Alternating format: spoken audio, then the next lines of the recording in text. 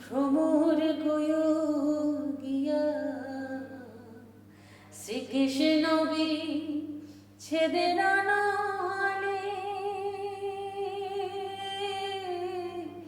অঙ্গ যাই জ্বলিয়া রে ভ্রমর গয়ো গিয়া মনির ভেতর কত দৃশ্য এঁকেছি মধ্যাহ্নের ঘর তপ্ত দুপুরে তোমাকে পেতে চাই প্রেমার দ্রোহে।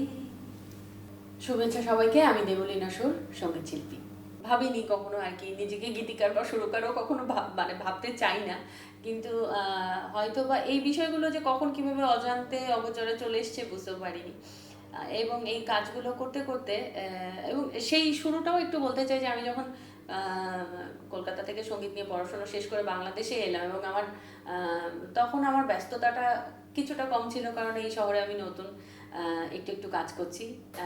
তো সেই সময় আমার আসলে হাতে অনেক সময় ছিল, এখানে আমার ঢাকাতে ওইভাবে বন্ধু বান্ধবও ছিল না, তো গান, বাইরে গান করা আর আসলে নিজেকে সময় দেওয়া, তো সেই সময়টায় আসলে কিভাবে নানান ভাবনাগুলোকে আমি লেখার চেষ্টা করলাম।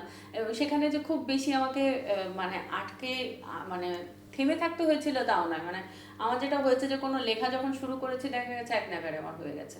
এমনি করতে করতে একদিন হঠাৎ করে সঙ্গীত নির্দেশক ইমন সাহা, ওনার সাথে আমার কথা হচ্ছিল, তো ওনাকে আমি আমার একটি গান শোনালাম যে দাদা এই গানটি কেমন হয়েছে। উনিও একটি চলচ্চিত্রের গানের বিষয়ে আমার সাথে কথা বলতে এসেছিলেন, তো তখন উনি আমার এই গানটি শুনিয়ে আমাকে বললেন যে আমি সাধারণত ফিল্মের গানই করি, কিন্তু কখনো কারো মৌলিক গানের সাথে ওইভাবে কাজ করা আমার হয় না, কিন্তু তোমার গান শুনে আমার মনে হয়েছে যে তুমি যদি আগ্রহ প্রকাশ করো তাহলে আসলে সেই ক্ষেত্রে আমরা তোমার মৌলিক গান নিয়ে অ্যালবাম করতে পারি। এবং ইমন সাহা দাদার এই কথাটা আমার কাছে সেদিন আসলে ভীষণ কি বলবো, মানে অন্যরকম একটা মানে বলবো যে এটা একটা অ্যাচিভমেন্ট মনে হয়েছিল। এবং সেই এক্সাইটমেন্ট থেকেই কিন্তু পরবর্তীতে আমার নিজের প্রথম যে অ্যালবাম সেটি করা।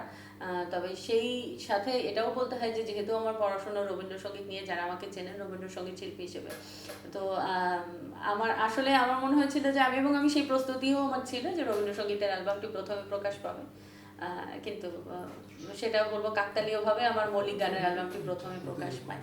অ্যালবামের নাম ছিল জলফড়িং। জলফড়িং গানটি লেখা শুরু করা আমার। গানটি ভীষণ মিষ্টি একটি গান, আমার এখনও ভীষণ ভালো লাগে। আর হ্যাঁ, আরেকটি ব্যাপার হচ্ছে যে এই অ্যালবামের 7টি গানের মধ্যে 6টি গান আমার লেখা। আমার লেখা একটি গানে ইমন সাহা দাদা সুর করেছিলেন, এবং একটি গান লিখেছিলেন, 7 নম্বর গানটি বলতে পারি যে গান লিখেছিলেন সুমন সাহা, সেই গানে সুর করেছিলাম আমি। প্রভাতের স্নিগ্ধতা ঝিকিমিকি রোদে তোমার জন্ম হয় বুকেরই মাঝে, সকালের কৈশোরে তোমায় দেখেছি, মনের ভেতর কত দৃশ্য এঁকেছি, সকালের কৈশোরে তোমায় দেখেছি, মনের ভেতর কত দৃশ্য এঁকেছি, মধ্যাহ্নের ঘর তপ্ত দুপুরে তোমাকে পেতে চাই প্রেমার দ্রোহে। এটি হচ্ছে সুমন সাহার লেখা গানটি, যেটি আমি শুরু করেছিলাম। তো আবারও বলবো যে জনপ্রিয়তা নয়, গানটা যেটা ভালোবাসি সেটার সাথে থাকা একটা সঙ্গীত শিল্পীর বোধহয় অনেক বেশি জরুরি। অবশ্যই রবীন্দ্রসঙ্গীত, যেহেতু আমার পড়াশোনা দীর্ঘ একটা সময় আমার রবীন্দ্রসঙ্গীতের সাথে পথ চলা, এবং যবে থেকে গান শেখা শুরু করেছি তবে থেকেই রবীন্দ্রসঙ্গীতকে চেনা জানা, তার সাথে তার প্রতি ভালো লাগা, এবং পরবর্তীতে পড়তে গিয়ে, পড়াশোনা করতে গিয়ে সেই ভালো লাগাটা ভালোবাসায় রূপান্তরিত হয়।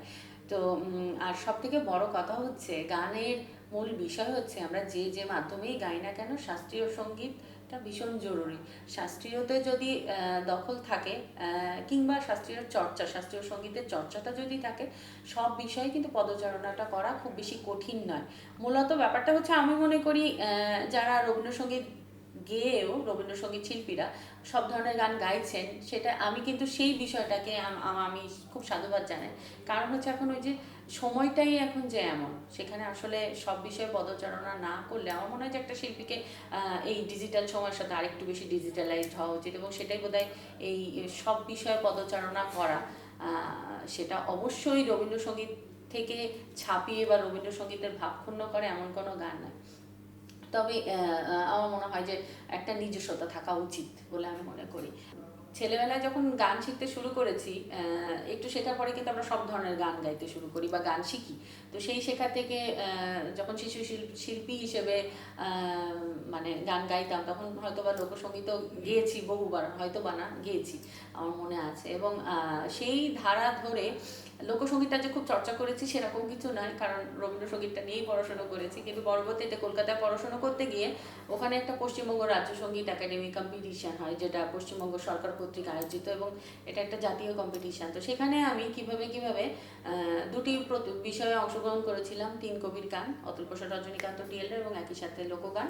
অতুল প্রসাদ রজনীকান্ত ডিএলআর আমি বিশেষ মান পেয়েছিলাম, এবং লোকসঙ্গীতে আমি প্রথম হয়ে যাই।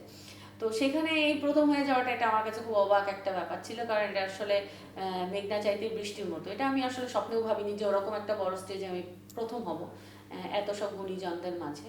এবং একটু বলতেও চাই যে ওখানকার প্রেক্ষাপটে, ওখানে যে প্রথম হয়েছিলাম, আমি কিন্তু অনেক বিশাল বাড়ি এরকম কিছু আমি পাইনি। সেখানে আমি যেটা পেয়েছিলাম, একটা শিল্পীর যেটা পাওয়া উচিত, আমি যে সার্টিফিকেটটা পেয়েছিলাম, সেই সার্টিফিকেটে স্বাক্ষর করা ছিল শ্রদ্ধেয় সন্ধ্যা মুখার্জি। এবং আমি ওই সার্টিফিকেটটা হাতে নিয়ে আমি কতক্ষণ ওই নামটার দিকেই তাকিয়েছিলাম। আমার মনে হচ্ছিল এটা আমার জীবনের সব থেকে বড় পাওয়া।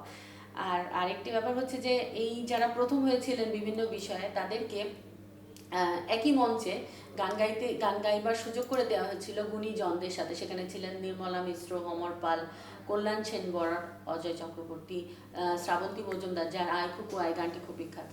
এরকম গুণীজনদের মাঝে গুণীজনদের সাথে গান গাইতে পারা, এটাও কিন্তু একটা শিক্ষা।